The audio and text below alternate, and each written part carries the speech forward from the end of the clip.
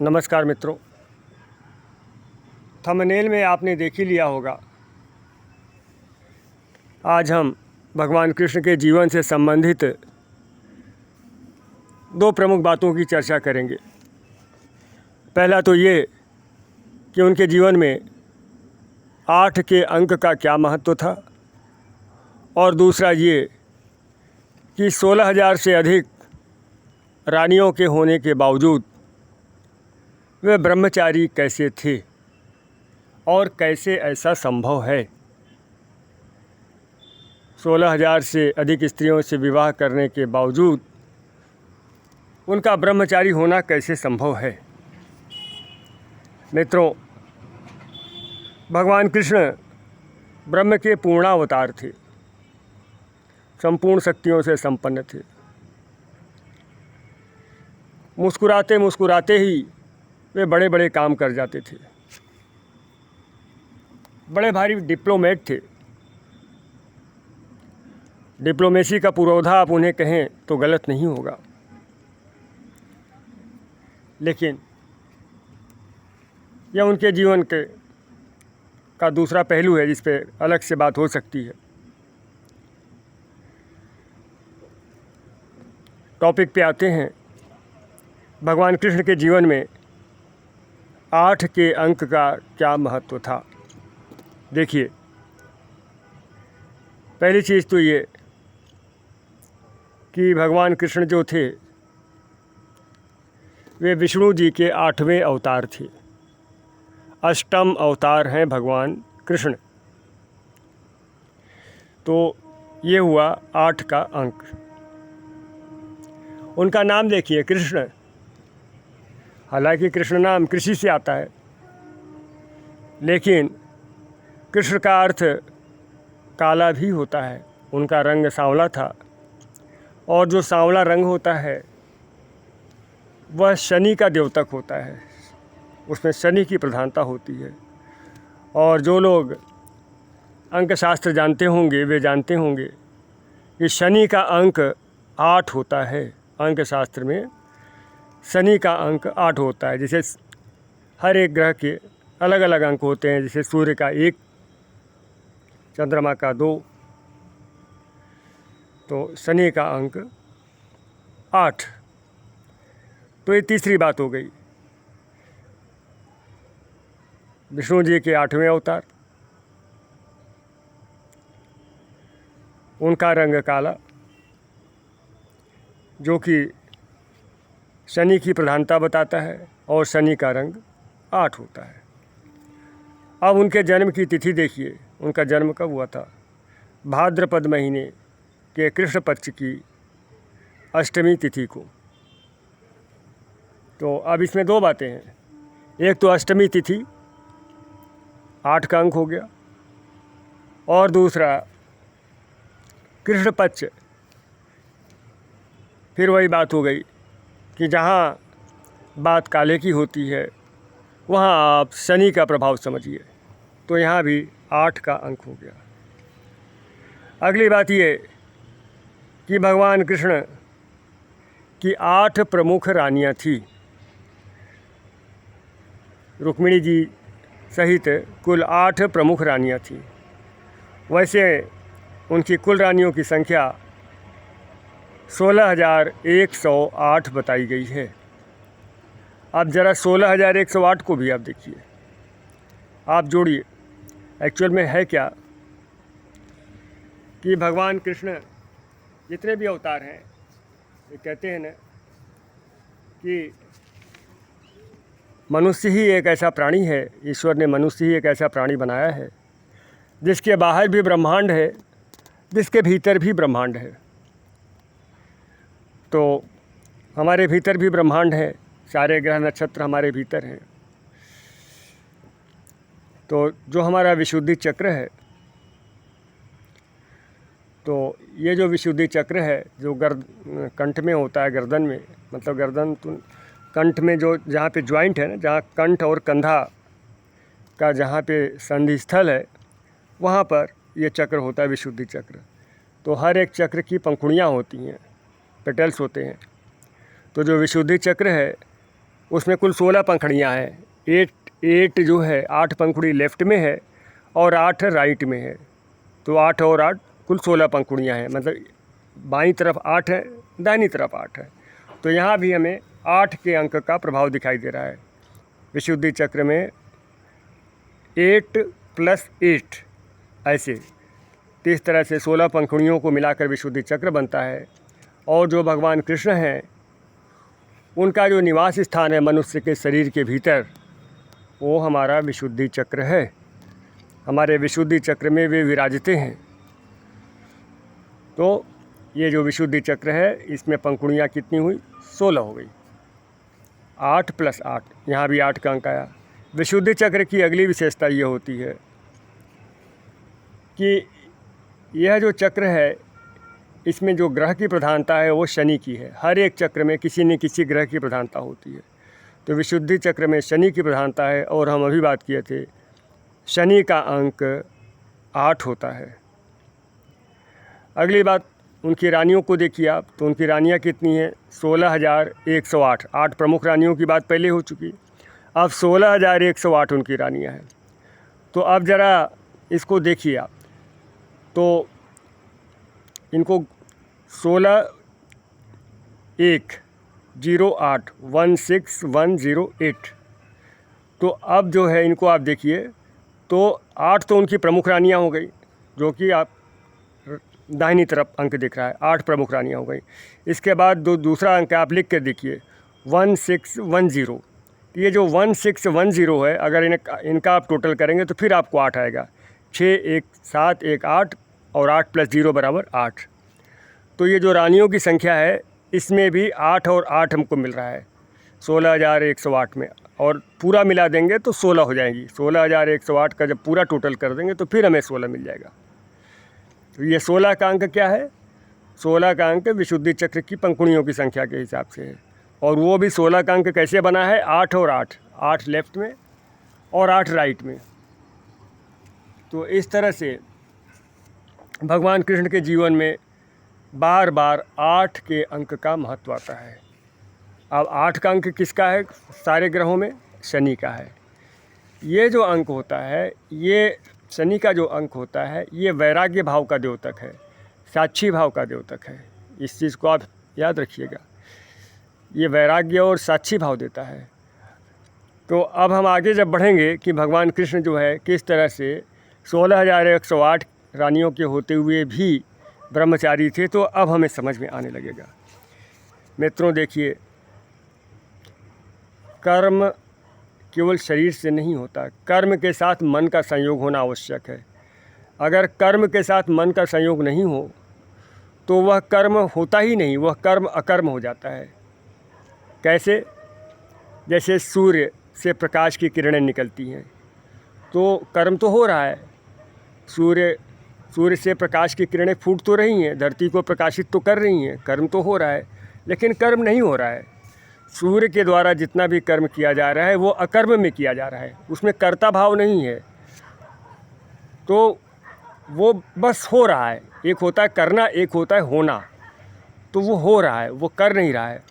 तो जब ऐसी स्थिति होती है, जब कर्म अकर्म भाव के साथ किए जाते हैं तो कर्म हो के भी नहीं होते।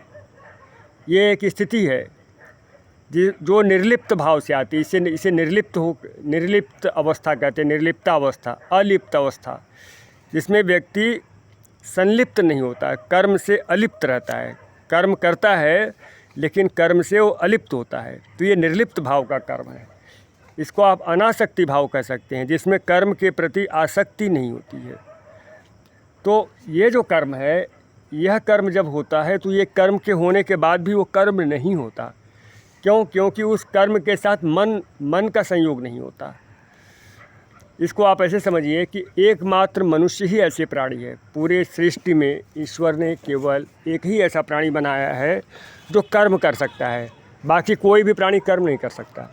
वो कर्म करेगा भी तो कर्म नहीं, अकर्म में होकर के कर्म करेगा। माने कर्म उसने किया भी लेकिन कर्म उसने नहीं किया, क्योंकि उस कर्म के साथ कर्म का फल नहीं होता, उस कर्म के साथ संलिप्तता नहीं होती। जितने भी प्राणी हैं, जितने भी पशु पक्षी हैं, जीव जंतु हैं, पेड़ पौधे हैं, जितना भी जीव जगत है, वो सब अलिप्त भाव से कर्म करते हैं। वे कर्म करते भी हैं और नहीं भी करते। कर्म उनका स्वभाव होता है, उनके कर्म के साथ उनके मन का संयोग नहीं होता है, वो उनका स्वभाव होता है। शेर है, वो सैकड़ों गायों को भी खा लेगा, लेकिन उसको उसका दोष नहीं लगेगा, उस कर्म का दोष नहीं लगेगा। वो सैकड़ों गायों को खाने के बाद भी वो गोवध का दोष नहीं लगेगा, वो गायों का हत्यारा नहीं है वो। तो ये इस तरह का जब कर्म होता है तो उस कर्म के साथ कर्म का फल नहीं बनता, अकर्म भाव से किया जाने वाला कर्म है। ऐसे कर्म योगी और सन्यासी करते हैं, ऋषि मुनि करते हैं। तो जो मुख्य बात है ये है। इसी तरह से अगर आप देखिए तो पूरी प्रकृति में जितने भी उसके अंग प्रत्यंग हैं, अंग उपांग हैं, वे भी इसी तरह से कर्म करते हैं। चाहे सूर्य का उदय व अस्त होना हो, चाहे चंद्रमा का खिलना हो, चाहे फूलों का खिलना हो, चाहे चिड़ियों का चहकना हो, हवा का चलना, पवन के झोंके, पक्षी का कलरव, भंवरों का गुंजन, ऋतुओं का आना, ऋतुओं का जाना, वर्षा का होना, ये जितने भी तरह के कर्म हैं प्रकृति के, ये सब अकर्म भाव से होते हैं। इसमें कहीं भी कर्म नहीं होता। केवल और केवल पूरी सृष्टि में केवल और केवल मनुष्य ही एक ऐसा प्राणी है, एक ऐसी संरचना है जो कर्म कर सकता है। लेकिन मनुष्य भी अगर एक ऊंची स्थिति में पहुंच जाए तो वह कर्म करके भी कर्म नहीं करता, और तब वह अकर्म में हो जाता है और उसे कर्मफल का दोष नहीं लगता। तो ऐसी स्थिति भगवान कृष्ण की थी, क्योंकि वे तो एकदम साक्षी स्वरूप हैं। यहाँ तक कि यदि आप भगवान कृष्ण की उपासना करते हैं तो भी आपको धीरे धीरे करके साक्षी भाव विकसित होने लगेगा। मतलब कि अनासक्ति के भाव से कर्म करना। यदि आप उनका गीता का उपदेश समझिए, गीता में जो उन्होंने उपदेश दिया है निष्काम कर्मयोग, है ना, तो जो निष्काम कर्मयोग का उपदेश उनका है, इसकी बातें सब लोग करते हैं, लेकिन वास्तव में लोग समझते नहीं। तो भगवान कृष्ण का जो ब्रह्मचर्य है वह उसकी जो चाबी है उसका, वो निष्काम कर्मयोग में छिपी हुई है। जब कामना रहित होकर के कर्म किया जाए, समझिए, निष्काम कर्म, जब कामना रहित होकर के कर्म किया जाए तब निष्काम कर्म होता है। और जब निष्काम कर्म होता है तब कर्म का फल नहीं बनता, तब व्यक्ति कर्म करके भी कर्म नहीं करता, तब कर्म धर्म हो जाता है, तब व्यक्ति धर्म स्वरूप कर्म करता है और उस कर्म के साथ उसकी कामना नहीं जुड़ती है।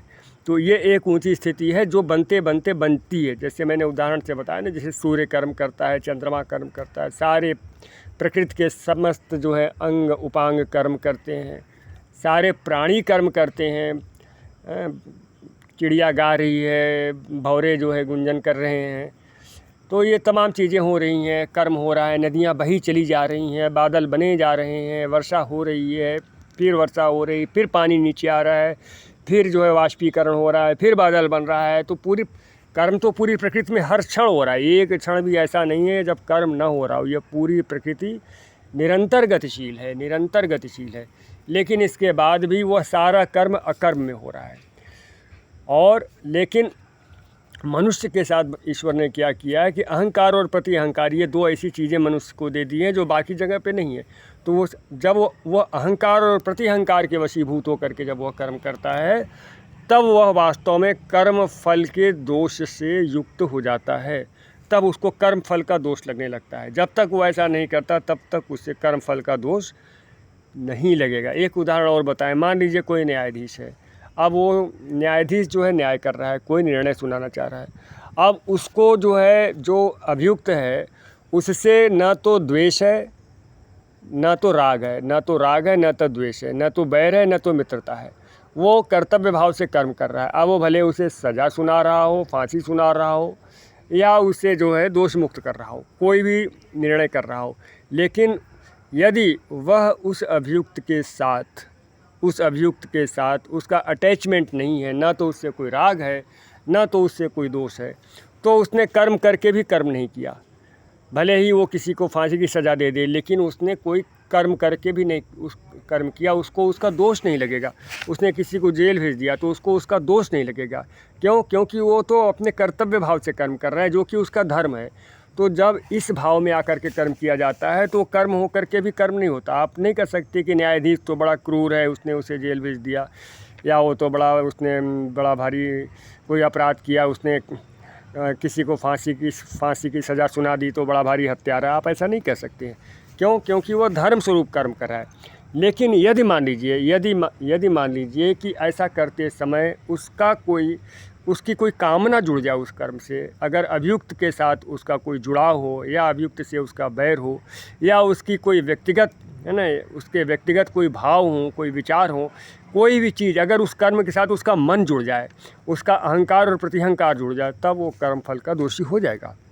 लेकिन यदि वह केवल कर्तव्य भाव से कर्म कर रहा, जितना ही जो है कर्म के साथ राग द्वेष नहीं होगा, उतना ही कर्म फल नहीं बनेगा। जितने प्रतिशत राग द्वेष, उतना प्रतिशत कर्म फल। इस चीज़ को आप समझिए। तो कर्म फल से बचने का ये मतलब नहीं कि कर्म न किया जाए। कर्म फल से बचने का मतलब ये है कि राग द्वेष से विमुक्त होकर के कर्म किया जाए। तो जो भगवान कृष्ण थे वे तो स्वयं विशुद्धि चक्र में बैठे हुए हैं। विशुद्धि चक्र तो साक्षी भाव का चक्र है, वे तो साक्षी भाव के साकार स्वरूप थे। तो और निष्काम कर्मयोग की जो उन्होंने शिक्षा दी वो यही है। उन्होंने अर्जुन से कहा, जब अर्जुन ने कहा कि मैं कैसे मारूं, मैं इतने लोगों को कैसे मारूं, अगर मैं इनकी हत्या करूंगा तो मुझे तो हत्या का पाप लगेगा। तब भगवान कृष्ण ने कहा, नहीं, तुम्हें हत्या का पाप नहीं लगेगा। यदि तुम धर्म समझ करके, युद्ध करना तुम्हारा धर्म है, और यदि तुम धर्म समझ करके ये हत्या भी करते हो, इनका वध भी करते हो, तो तुम्हें हत्या का दोष नहीं लगेगा। क्यों? क्योंकि तुम निष्काम कर्म कर रहे हो। इस कर्म के साथ तुम्हारी आसक्ति नहीं है। तुम जो है अकर्म में होकर के कर्म कर रहे हो, तुम धर्म समझ करके कर्म कर रहे हो। तो जब तक धर्म समझ करके कर्म किया जाएगा, तब तक कर्म फल का दोष नहीं लगेगा। तो वो भगवान कृष्ण जो निष्काम कर्मयोग की शिक्षा देते हैं, जो स्वयं विशुद्धि चक्र में बैठे हुए हैं, जहाँ पर साक्षी भाव का केंद्र है, तो आप समझिए तो सही कि उनके द्वारा 16,108 रानियों के होने के बाद भी वे ब्रह्मचारी कैसे हो सकते हैं? क्योंकि वो तो धर्म स्वरूप, धर्म में स्थित होकर के और अकर्म में स्थित होकर के ये सारा संसार का कार्य कर रहे थे। इसीलिए कहते हैं ना, भगवान जो है संसार में लीला करते हैं। आप समझिए बात को। लीला करना, लीला माने क्या होता है? नाटक करना होता है। जैसे कि रंगमंच पे कोई जो है कलाकार है, वो नाटक कर रहा है, वो नाटक में क्रोध कर रहा है, किसी की पिटाई कर रहा है, किसी से प्यार कर रहा है, किसी से घृणा कर रहा है, तो वो कोई कर्म नहीं कर रहा है। क्यों? क्योंकि वो तो नाटक कर रहा है। उस कर्म के साथ उसका स्वयं का कोई भावना नहीं अटैच्ड है, उसका अटैचमेंट नहीं है। वो तो बस कर रहा है, लीला स्वरूप कर रहा है। तो इसी तरह से ईश्वर जो होते हैं संसार में, वो लीला, वो इसीलिए कहते हैं ना भगवान की लीला। तो लीला क्यों कहते हैं? लीला इसीलिए कहते हैं क्योंकि वो संसार में कर्मरत होकर के भी कर्मरत नहीं होते, वो लीला करते हैं। तो भगवान कृष्ण का पूरा जीवन ही एक लीला था। बचपन से लेकर के पूरे जीवन काल तक वो लीला में ही रहे। बचपन में जब वो गोकुल में जाते हैं और गोपियों के साथ चुहल करते हैं, वो भी उनकी लीला थी। उस पर कभी अलग से चर्चा करेंगे। उस लीला का भी बड़ा गहरा आध्यात्मिक अर्थ है और बड़ा गहरा आध्यात्मिक महत्व है। लेकिन अभी ये वीडियो लंबा हो रहा है तो अभी बात करना ठीक नहीं है। लेकिन वो सारी लीला थी उनकी। लीला ही लीला में उन्होंने बहुत बड़े बड़े काम किए। तो इस तरह से चूँकि भगवान कृष्ण का जीवन पूरी तरह से लीलामय था और उसमें कहीं भी उनका अटैचमेंट नहीं था, इसीलिए वो कर्म फल के दोष से मुक्त थे। और इसीलिए 16,108 रानियों के होने के बावजूद वे ब्रह्मचारी थे। और ये बात प्रमाणित हुई, मैं कभी कभी ये कथा सुनाता हूँ, ये बात प्रमाणित हुई है कि एक ऋषि जो है नदी पार कर रहे थे, और जब नदी पार कर रहे थे तो जो है यह नदी बढ़ी हुई थी, तो किसी ने उनसे कहा कि यमुना थी वो, तो उन्होंने कहा कि किसी ने कहा कि आप यमुना जी से कहिए कि यदि कृष्ण ब्रह्मचारी हों तो आप मुझे रास्ता दे दीजिए। तो उन्होंने कहा, अरे ऐसे मैं कैसे कर सकता हूँ, कृष्ण ब्रह्मचारी कैसे हो सकते हैं? तो उन्होंने कहा, आप कह के तो देखिए। जैसे उन्होंने कहा कि यमुना जी यदि कृष्ण ब्रह्मचारी हो तो आप मुझे रास्ता दे दीजिए, और तुरंत यमुना ने रास्ता दे दिया था। मतलब ये कि ये बात प्रमाणित हुई थी कि कृष्ण ब्रह्मचारी हैं, तो कृष्ण तो ब्रह्मचारी थे। इसीलिए निष्काम कर्मयोग को कर्म योग कहा जाता है। माने जब कोई निष्काम कर्म करता है तो वह ईश्वर से योग की प्राप्ति करता है। तो ये कर्म के माध्यम से योग प्राप्ति का ये एक रास्ता है। जैसे कहते हैं ना, योग की प्राप्ति, जो ईश्वर से जुड़ने का, योग माने क्या होता है? ईश्वर से जुड़ना, कनेक्ट होना। तो ईश्वर से जुड़ने के 3 रास्ते हैं, कर्म, ज्ञान और भक्ति। तो ज्ञान और भक्ति की बात नहीं कर रहे हैं। अगर हम कर्म की बात करें तो जब कोई निष्काम भाव से संसार में कर्मरत होता है, पूरे संसार के अपने सारे कर्तव्य निष्काम भाव से करता है, जिसमें उसका अटैचमेंट नहीं होता, जिसमें उसका राग द्वेष नहीं होता, वो कर्तव्य भाव से कर्म करता है, तो जब वो ऐसा कर्म करता है तो उस कर्म से योग की प्राप्ति होती है, वो उसे योग की तरफ अग्रसर करता है। इसीलिए ये जो शब्दावली है, निष्काम कर्म योग, कामना रहित होकर के कर्म के द्वारा योग की प्राप्ति। तो जब जो भगवान कृष्ण जो निष्काम कर्मयोग की शिक्षा अर्जुन को देते हैं, जो भगवान कृष्ण अर्जुन से कहते हैं कि अर्जुन तुम वाण चलाओ, तुम्हारे सामने जो खड़े हैं इनका वध करो और तुम्हें कर्म फल का दोष नहीं लगेगा, जो भगवान कृष्ण ऐसी बात अर्जुन को कहते हैं तो उनका स्वयं का जीवन कैसा होगा आप समझ सकते हैं। और वो तो लीला पुरुषोत्तम भी थे, तो उनका पूरा जीवन लीलामय था। तो केवल हम 16,108 रानियों से विवाह करने की ही बात नहीं, हम पूरे उनके जीवन की बात करें तो उनका पूरा जीवन का ही जितना कार्य था वो सब का सब कर्म में हुआ कार्य था, और कहीं भी वो कर्म फल उनको नहीं लगा। और इस तरह से निष्काम कर्म करने के कारण वे कर्म फल से मुक्त थे। और इसी तरह से इसी तरीके से 16,108 स्त्रियों से विवाह करने के बावजूद वे ब्रह्मचारी थे। तो ठीक है मित्रों, अच्छा लगे तो आप लाइक शेयर करें, चैनल को प्लीज़ सब्सक्राइब करें। ठीक है मित्रों, फिर मिलते हैं, नमस्कार।